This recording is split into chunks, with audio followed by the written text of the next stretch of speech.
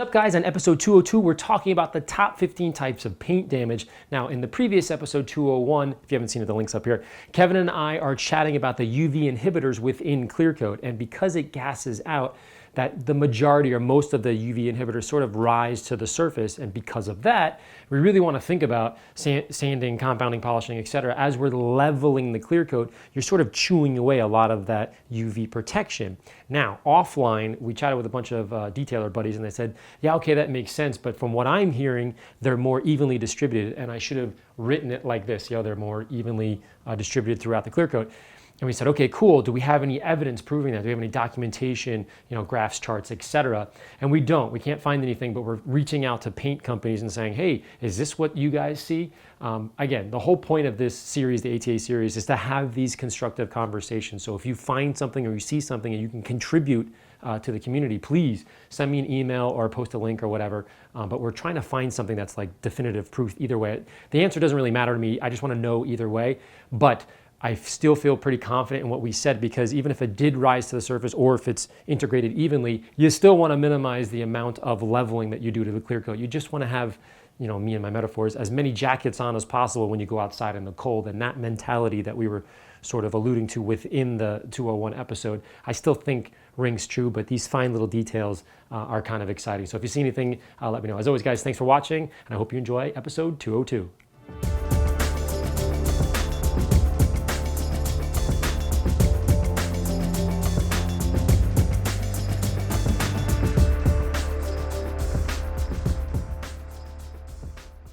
Okay, so for episode 202, we're talking about identifying the most common types of paint imperfections. And I think it's important to understand what we're going after, what we're trying to repair before we actually go in grab the polisher and the pads and that kind of thing. That's the beginning. Yeah. You got to know what you're working towards. Right, so how would you categorize the two different ones? We categorize it as above surface contaminants and below surface defects. Right, so like if we go back over here, we have ones that sit on top of it, like industrial fallout, iron contaminants, that sort of thing. And then we have overspray. Overspray, good one. Water spots. Exactly. And then we have ones that, literally take a knife, gouge, and go remove into paint. it. Right. So that concept of ones that are on top and the ones that are on the bottom, I think that's the first place to go and go, okay, I see that there's two different categories. I think most of them that we're concerned with, meaning in terms of leveling the paint, right, are going to be below surface ones. But we're going to talk a little bit about each of them. So let's go into the first one here, holograms.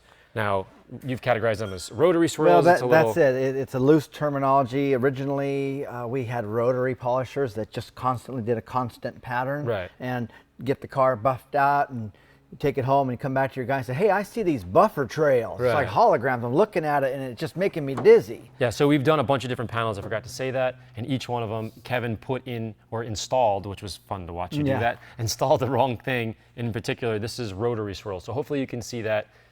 What's going on here is, it looks like almost like fingers. It mimics the pattern that the machine is creating. So if we have a constant circular motion, we're going to get that. But with rotaries, we tend to change our angle. We use part of the pad, the left, the right, we tilt. And so wherever those strings or that foam is dragging, abrasive grains and the strings, if they dig too deep, they make a patterned scratch that mimics. So that would answer the why. So for every one of these, I'm going to say, what is this? Yes. And why did it happen? So, what's the why on this one again?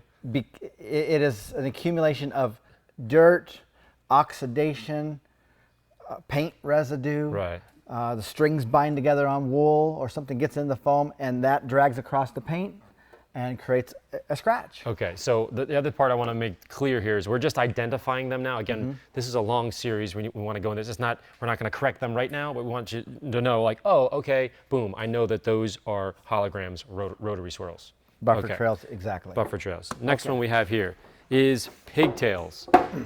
What is a pigtail, and why is it called a pigtail? It's called a pigtail because they look like a pigtail. A little curly Q. They call them curly Q action as well. And they mimic, again, the motion that the machine creates. So we can get those in two ways, sanding or by polishing. Most of the time, though, the deep ones occur with the sanding segment. So you get your car repainted or touched up. They go in there and they use a sanding machine with a dual action, little palm sander, and they sand away. And over time, if you don't clean the disc, oh yeah, that's a good example. You end up getting an accumulation. That's a clean one. And a dirty one. That's There's like a little dot here that we thought was a good example. Right, and there'll be little, they call them pills. Right. Because as you sand, the paint's coming off, but it's stuck between the disc and the panel, and it creates little spheres or balls of paint. Right. And they clump and they stick. They clump and stick, and now they're dragging, and they're much bigger in size than the abrasive grains that they've attached to the disc. These are highly refined. And now when you see a pigtail, generally speaking, that's on a dual action polisher, not a rotary? That's right, yeah. Okay. You're not usually sanding with a rotary. It's either done by hand or with a dual action machine. Yeah, I mean, it literally looks like little And they look like little pigtails. Yeah. This is where it starts getting interesting. DA haze.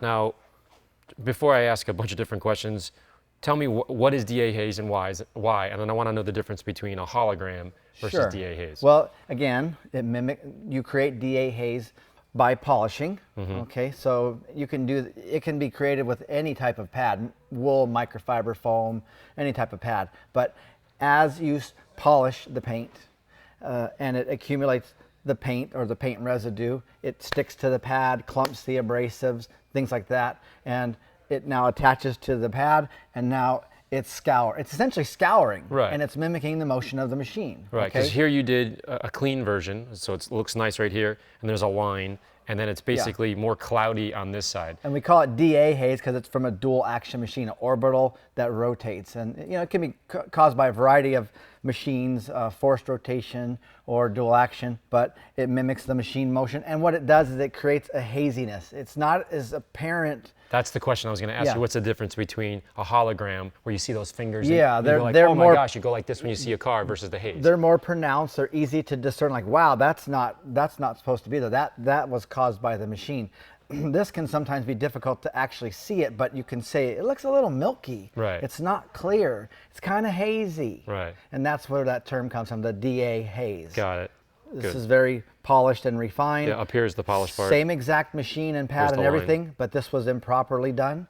And there you go. That's the difference. All right. So next we have scratches. Pretty common stuff. And let's see if we get some scratches there. Yeah, there's For the most part, it's a that one right there is one of my favorites. Oh, That's yeah. Hey, it snowed, and I don't want to get my shovel. I mean, I don't want to like wipe it off. I get my shovel. Yeah. That is a He typical was northeastern. over it. You people don't know that out here in California. Right. So we have a scratch right here. Pretty typical, and around Kevin, you put in some other light scratches, and then there's one deep one that turned white. You can feel it with your finger. One of those we talked. You can feel that with your finger. Right. And that one's very deep, so we would probably not focus on getting that one out of there. We'll talk about that more later. Right. But overall, the panel's in good shape, but you do get these random deep scratches, and that's what they look like. Right. Can you grab that poor paint flow? Sure. So the next one is poor paint flow. It happens typically when the car is getting repainted, right, at a body shop or something like that. So I put a little white dot here because it was just a good example. It was on that swirled panel. Yeah, it's on the swirled panel. There's a dot right here where explain when somebody's painting. What typically in this case, these are test panels, and then when they were painted, there was a drip that accumulated of clear paint, and it landed on the surface. Right. And then in one of our training seminars, we sanded it, but it obviously still bumped over that, and that's what you see. So you get subpar painting, and we try to eliminate that, but it's common to see that. It's basically like human error. Yeah, it's just some paint landed there and dried, and that's what it looks like. But it's an imperfection, so an imperfection. We needed to talk about it. All right, one of the most common ones, which is I don't want to say it's controversial, but it's pretty typical, and I think to some degree the manufacturers put it in for particular reasons. So this is orange peel we're talking about. This one is very, very bad. Now, how would you describe orange peel, and how does it take place? How does it occur? Well, it's a flow thing. So if you were painting a car in your garage and you wanted to make it look completely wet and shiny and reflective, you would want to lay it down and it would just flow out. But there's a fine line between letting it flow and then it flows too much and it starts to run. Right. See, example here, like if this wasn't orange peel, we'd be able to see that that's a whatever that is back there, that car, right? Right. Right now, you can barely, I mean, look at his fingers in this example. That's right. It looks like it's kind of rippling underwater. Like we put this underwater and that's what it looks like, little ripples on top. Right. And it's not a bad thing. It's just not a desirable trait for automotive paint. We want to see ourselves. We want to see perfect reflection. It doesn't do that. One of the benefits, though, with orange peel is if you did happen to scratch the surface, it's easy to get that out because we just have to sand the tops of the orange peel, just the very uppermost portions. So to some degree, I'm glad you're bringing that up. I wanted to say, I think a lot of manufacturers encourage a little bit of orange peel so that you can drive it normally and get it washed and do all that kind of stuff. Yeah, there's definitely a benefit to it. Right, and let's say from a show car perspective, you want to remove all of that and make it perfectly flat. The downside to that is if you have a show car and you drive it every day and you literally if you get do a little scratch in that, little bump, you have to take that whole panel down. Right. Where versus with the orange peel texture, just the tops. It gives you a little wiggle room. I think that's a side benefit to something that wasn't desirable. Right. But it's sometimes it's more usable to have a little bit of texture on your daily driver. Just so you don't walk up and go like, oh, every time you walk to your car and you're about to get in. Yep. So there's orange peel. Good. All right. Now for this one here, this is a bit more complicated. Hold on to that. I'm going to scroll through here. This is shrinkage. Now describe or what they call dieback in the body shop. In the body shop industry, they call it dieback. So essentially, this is a good example here. That's a great one. You're applying a liquid product, the paint, the primer, the paint, and it's got a lot of fluid in it. And over time, that's going to evaporate out and shift and change. And when it does, it takes everything with it. So as an example, you start out with a perfectly smooth panel, metal, aluminum, whatever. Lay down some primer, fairly thick and malleable and contourable. It's fluffy and puffy. Right. You lay down your base coat, your clear coat, and now they cross-link, they cure. The Velcro is stuck. Right, but you still have a lot of movability and malleability until it comes to rest and everything evaporates out and it fully cures. And so when that happens, if you happen to have a lot of movement in the primer and it shrinks down, then it's going to take everything with it. And that's what you see. You see a shiny paint surface, looks good, but we're looking at it and say, hey, I can see some rippling in there. It looks like sanding marks. Right. And that's what it's caused from. So the primer itself shrunk, and as it shrunk, it yanked all the top pulls layers. it all with it. Interesting. So that is shrinkage. All right, so we can actually leave that here. Okay. So in terms, the next ones, we've gone through a couple of panels. Now we're going to go through here. We have clear coat failure. I mean, I'm not really sure how to get any better than that. Complete delamination. The clear just peeled right off. And you can see, like, if I could take my fingernail right now, I could just go boop and kind of peel off a little thin sheet, which was kind of in the, this category. You know what I mean? Whatever that was, we had those little sheets. You can take that or compressed air and probably blow all that right off. It's completely detached. All right, so let's see. What would you consider that? I'd say that's time for a repaint. Yeah, so the next one would be either delamination, or we're still on delamination or oxidation. Delam. Okay, that is a wow. Yeah, that's a pretty bad example impressive. right there. That obviously came from either the primer or the actual metal panel, and everything lifted off. It detached at the primer and took everything off with it. This is true. That is a bad example. Yeah. Now we're starting to get into a little bit of oxidation / this might be a double one, oxidation. There's got a lot of problems there, but it did start out, I think, primarily with oxidizing, from drying out, losing its ability to expand, contract, twist, and be malleable. Once everything dries out, it's sort of like dry skin. If you're in, you're in the sun all day long and it starts to dry out, it gets like, cracky and not supple. For paint to last a long time, it's got to be able to expand and contract and twist and bend and flex with the panels, or it's going to eventually crack. Right. What would you say on this one? More was around oxidation. You think that's... this is a severe oxidation. I know that type of vehicle. So. Too much experience there. Another one, oxidation. Light oxidation. You can see that it could be from soap or water spots or just daily dew from moisture in the air. Yeah. And over time that starts to oxidize and build a layer of oxidation, and that's what it looks like. All right. So for the next one, we have fallout.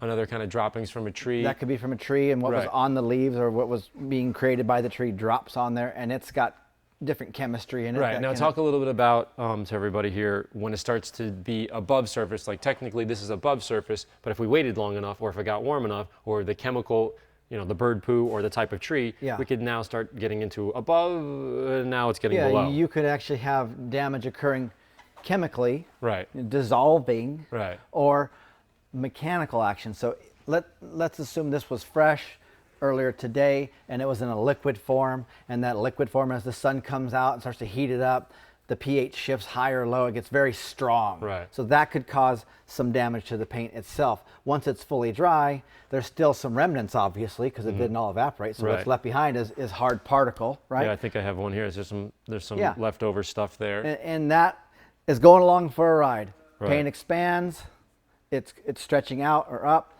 paint contracts, it pinches it, and over time that hard mineral, it creates a dent or a divot in the paint, and now we had what was originally an above surface contamination, now created a below surface defect. Defect, right. These are, fallout, iron. This is iron, so, and it rusts in place. And sometimes I actually think it does dig in a little bit too. Oh, undoubtedly, yeah, it does. So now that's fallout. Okay, the next one would be dust nibs, a little bit of a blurry one, but explain what a dust nib is from a body shop. You're painting the panel, something is in the air or some kind of debris on your clothes, and it lands on the paint and dries in place. Part of me thinks, one of the tips for, repainting your car is like if I walk in, like how do you find a good detailer? How do you find this kind of thing? How do you find a good body shop? If you can walk in and it's like perfectly clean and you can kind of go, and there's nothing there, to me, that's one of the things, the signs that I find of a really good body shop, because things like this happen, and typically it happens on every single car, but you try to minimize that, then they'll come in and sand it and take it out. Right. But a lot of times they miss it. The paint booths, the booths are so expensive. They have great fans and filtration, so that's the crux of where it's got to be sanitary. Right. That's the sanitary area in the body shop. So. Then we have 12 rock chips. I mean, this is a pretty bad example. That's that's a big. That's a big impact. Yeah, he got a big hit there. Lifted that paint with it. Another one. Wow, that's. I mean, everybody knows what rock chips are. So, but again, a paint that is certainly damage to the paint, so we needed to talk about it. Wow. Okay, now this one's kind of fun. This is hard water. What's going on with hard water? Probably sitting by a sprinkler or something like that, and water lands on the paint, and we have evaporation of the water and other the minerals. The minerals. The water left behind. and leaving behind the minerals. Yes. Right, and now they're sitting on the surface. It looks like you could probably scrub those away. There's a high likelihood in a situation like this that you had the above surface contamination, but because those minerals are so big, like etching, they're now etching. They're now attached. Expansion, contraction again, pinch, pinch, pinch, and now we have a ghosting effect. It looks like a water spot. Sometimes you can walk around the car and say, "That looks great, it looks great." Whoa, I can see those water spots. I can see the ghosting effect. It's not a ghosting; it's actually damaged. Right. You could scuff that with sandpaper and highlight all the damage. All right, so the next one here. That's another example. There's a scratch there as well, but I thought there's a triple whammy there. Peel and all kinds of neat things going on. This is fun going through pictures like this. Look at that. That's very So now we're on to etching bird poo kind of thing. Yeah, that's caused a complete delamination of certain areas of that paint system. Right, so in some cases, if you get... And it's a splatter, you could see that. Yeah, you got some bird poo. And that could be, where it's starting to cause a rusting effect. Right. It's broken through and it's causing underneath the clear to discolor, and some of that mineral is migrating in there, or that debris is migrating in and changing color. Right, and I think that is probably one of the most common things, is getting a bird poo. If you had to get that out, or I did, we'd have to say, look, we can either smooth it out and leave that there, but if you wanted to remove that coloring, it's very deep, and there's a good chance that we could, even if we sanded it, knock through some of it and not get the rest because it's under the clear. Right. Okay. This one I found the most interesting. Wow, we call that crow's feet. Yeah. And that is, again, an expansion, contraction, dry out issue. But in this case, you see this a lot on the front where the engine is. Right. At the front of the engine where the radiator is, and there's a lot of heat happening, continuously cycling, hot, cold, all the time, especially from the engine, but more so than the radiator. You'll see it on the front end. And the whole paint system, the primer, the base, the clear, it has to expand, contract, but the primer just can't take it, and after a while it dries out, starts to crack, and eventually everything follows along with it. The base coat and clear coat go along for the ride, because I even have a vehicle myself. The paint looks great on top. It's still shiny and smooth and resilient, but it's got crow's feet. It's actually cracked. There's not a whole lot you can do about this. No, there's nothing you can do from about a polishing perspective. No. So that's why I thought it was healthy. At least put this one on as the last one. It's common. Like, hey, this is an issue with your paint. But unfortunately, there's not a whole lot you can do about it in our world. And people ask, well, how do I get the wax out of those cracks? Well, it's not just wax, it's oxidation, but good luck. Okay, so those are the top 15 types of paint imperfections you're probably going to see out in the real world. Yeah, you're not going to see many surprises after seeing this. Okay, so on the next episode, 203, we're going to talk about how to avoid the most common polishing mistakes, so you can kind of shrink that learning curve and get right into it and get good results. The mistakes that create holograms. Yeah, the pitfalls. Pigtails, DA haze. I think if we talk about that now, you can sort of minimize that, oh my gosh, I just caused this issue. You have a more direct path to getting the results you want. Right, so if you're ready to watch that episode, click the link above. That's Kevin, I'm Larry. Again, thanks for watching.